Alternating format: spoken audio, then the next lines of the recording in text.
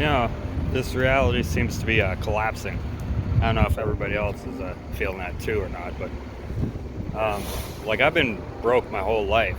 Well, my grandparents were rich, and I was raised with them, you know, from year 1.5 to year 10, and then my father took me out of that house, and we moved quite a bit after that. But ever since that, right? Like I never really, like when I was living with my grandparents, I didn't really understand the concept of money or anything like that.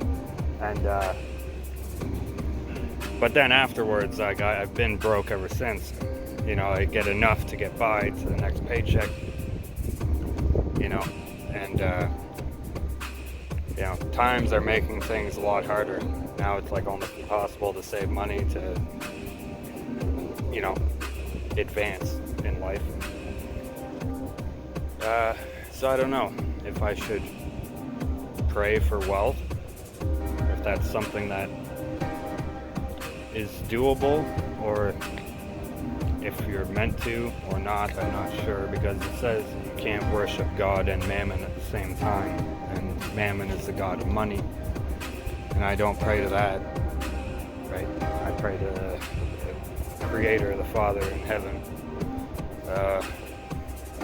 Whether I'm being deceived and that's Satan himself, I'm not sure. But if he is, well then I guess maybe I should pray for money. And it'd probably work if I knew who I was praying to, truly. Anyway, my sister's in a tough spot. The one born on 11/11. She used to work here with me, but she had a baby, and now her position is she can't work that time because she has to look after the baby because her boyfriend can't switch shifts. So it's difficult. I'm trying to figure out how I can help. I'm not really sure yet, but I'm sure it'll come to me soon.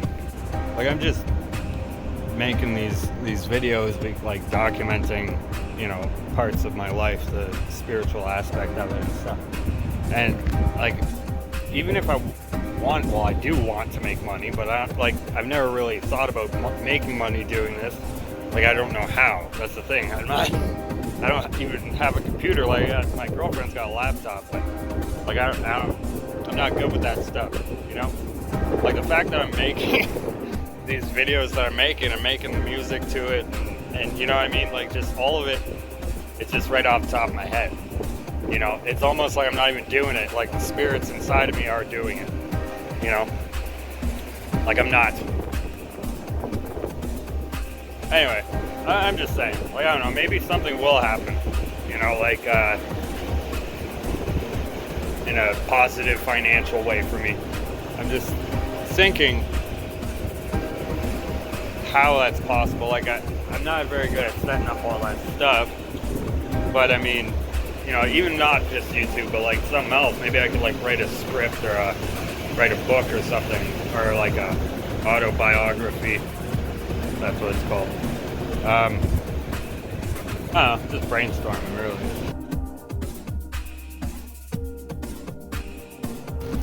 I think I'll take this time to talk about side effects. Okay. Everyone in my family took 2 snake bites. You know what I'm talking about. 2.5 years ago. Now, no one else in my family has any problem. Only me. Okay, the first side effect I had from taking the fallen angel DNA into myself was heart problems. For about a year and a half, my heart felt like it was going to explode every single day. My heart rate was double, sitting there, not doing anything, all the time. And for the first 6 months or so, I thought for sure I was going to die. That I'm just going to die in my sleep. I'm not even going to notice. And it never happened. But as time went on, it seemed like the chamber that my heart sits in started to go back to normal, like stretch back to its normal size. So the uncomfortable feeling of my chest beating out of my heart went away. But then, what's with these people? But then, my fillings that I had on all my teeth started falling out. And my teeth themselves started falling out. And breaking and hollowing out. And now I'm left with this. It's like, half as many teeth as I used to have. All my molars are gone, all of them. So it's difficult for me to eat now. It'll just get worse, right? Okay, so other side effects other than those two things, the heart and the teeth. Okay, I never really slept that much in my life. Like, I never liked sleeping because of, sleep paralysis attacks and, demonic abduction and, all that stuff that goes along with being someone like me. I never liked sleeping. I still don't. But now, since taking that, I can sleep 2 hours, right? And still function normally.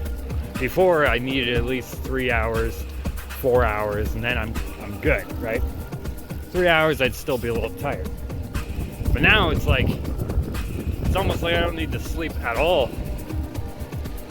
And I don't know where the energy is coming from because I feel pain, but my mind is telling me to push through it, right?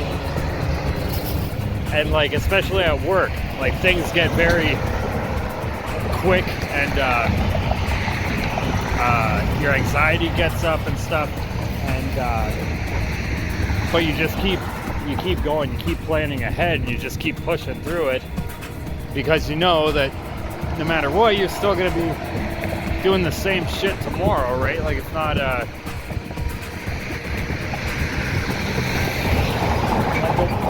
another thing is the way my mind works is completely different, right? Like completely different.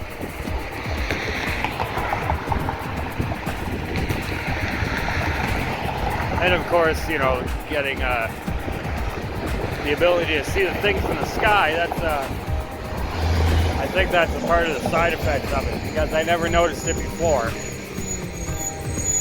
Right? I never had I had problems with demons and shit, but I could never see the dragons in the sky before. That's new. And I don't know if that's specifically a side effect of that, or if that's just something that I would eventually unlock that over time anyway. I'm not really sure. But another thing is it makes you not trust anything. I've noticed. It's every single source of information, right? Like anything, whether it's television, whether it's a friend, my family, it doesn't matter. I'm taking in the information, but I'm not trusting it as 100% true information. And then I filter everything out in my mind, right? Like news stories, right? I don't trust them worth a shit at all. I don't trust any of the people on television as real people. So it has definitely fractured my understanding of reality. Is it because I'm linked up to these forces now? I'm not sure. Maybe because of that, I have underlying information, right, that they're putting in my head that I don't even really think about, that they're just shoving in there, and it's it's very strange.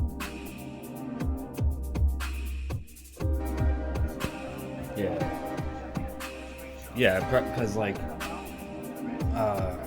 yeah, I've heard there's underground military bases everywhere, right? And they're all connected all over the world, and it has nothing to do with countries. It's like the world military that's owned by Satan, right? Oh. And that's why there's all you hear about the underground satanic churches, right? And it's like that's because they're all in on it, right? They all know the truth and everything. And it's just their world down there. That's the way it is. And the one guy, Joseph Clement, he was saying that, and he knows of entrances in North Canada, right, in Northwest Territories and stuff. And when I think about it, it's like it's probably true, right? And not just that. When I think about when they made that secondary airport in Denver, and then they buried it. Right? Like they dug out this gigantic hole, built this airport and covered it over, and then built an airport above it. It's like, and then I played that game Control, right, a few months back, and in it was like this little like report from some anonymous person sent to the Federal Bureau of Control, because that's what it's called in the game, right? And the letter says, I know how they do it. The planes in the air are monsters. They're not real. They're mechanical monsters, and it's not safe for us to go up there. So I know how it works, right? And in the airports, you think all the windows are television screens, like every window, all the windows in the building. So you see the planes taking off from when you're in the building, but never when you're on the ground. And when you get into the plane, right, all the windows in the plane are all television screens. So it looks like you're taking off and you're going up in the sky and you're flying and there's turbulence and everything. But really, you're underground, and it's just an underground subway system that goes all over the world. So when I flew out to Vancouver, you're actually underground. Underground is like the turbulence and everything that happens. Yeah, I can see that happening. You know what I mean? And when I think about it, it's like, could that actually be real? Because when you think about it, it's like, well, how far back were we riding on airplanes, right? It was like the 1960s where it was public air travel. Oh no, before that. No, they had air travel not too long after the Wright brothers. I'm sure in the 30s, because they had planes for World War II. So commercial air travel. Commercial air travel was in the 40s, I believe, with Howard Hughes starting up, quote unquote, his airline. Because I find it very strange that it's around the same time television's created. All of a sudden we can fly too, right?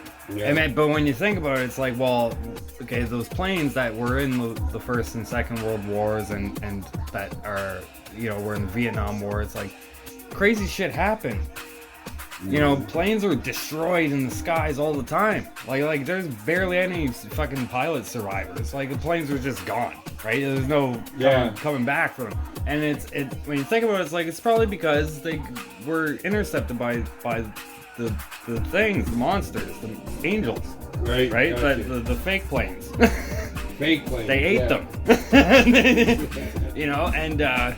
when you think about it, it's like that could actually be 100% fucking real, and we would never know the difference because all of our technology is 20 years behind what is actually made in underground military bases, right? So it's like, when they created the first commercial airplanes, it's like, they probably dug out all these underground tunnels and made underground railway systems and had all these fake fucking television systems installed in the planes. And that's why the fucking windows are so thick and why it looks like there's two fucking planes of glass. And it's like, when you're moving, it's like, you're not really moving. It's like, it's trippy to think about. That's weird.